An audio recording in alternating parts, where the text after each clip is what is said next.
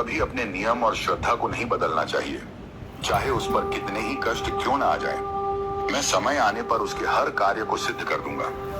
एक व्यक्ति था, वह रोज की तरह एक दिन सुबह सवेरे उठा, स्नान किया, साफ सुथरे वस्त्र पहने और भगवान के दर्शन करने के लिए मंदिर की ओर चल पड़ा।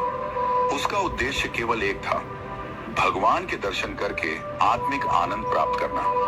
चलते चलते जब वह रास्ते में था, तभी उसका पैर एक पत्थर से टकरा गया और वह ठोकर खाकर गिर पड़ा। उसके वस्त्र कीचड़ से सन गए, लेकिन वह निराश नहीं हुआ।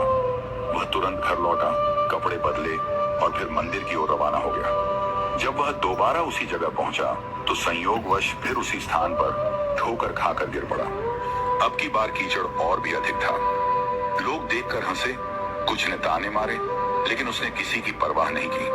वह फिर से घर गया, स्नान किया, कपड़े बदले और तीसरी बार भी मंदिर की ओर चल पड़ा।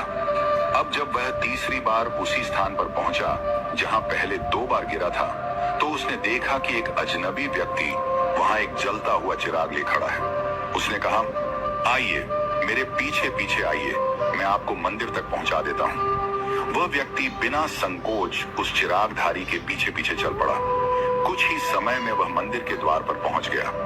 उसने उस व्यक्ति से आग्रह किया, आप भी मेरे साथ चलिए, दर्शन का लाभ लीजिए।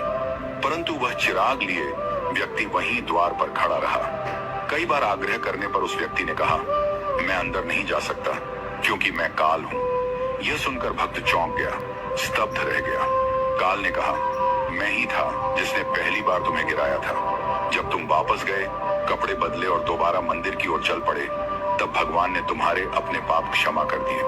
मैंने फिर तुम्हें दूसरी बार गिराया और जब तुम फिर बिना क्रोध या निराशा के वापस लौटे, स्नान किया, वस्त्र बदले और फिर मंदिर की ओर चल पड़े, तो भगवान ने तुम्हारे परिवार के पाप भी क्षमा कर दिए। अब मैं डर गया कि यदि मैंने तुम्हें तीसरी बार गिराया और तुम फिर उठकर मंदिर चले गए, तो भगवान तुम्हारे पूरे गांव के पाप क्षमा कर देंगे। इसलिए मैं स्वयं आया हूं तुम्हें मंदिर तक पहुंचाने।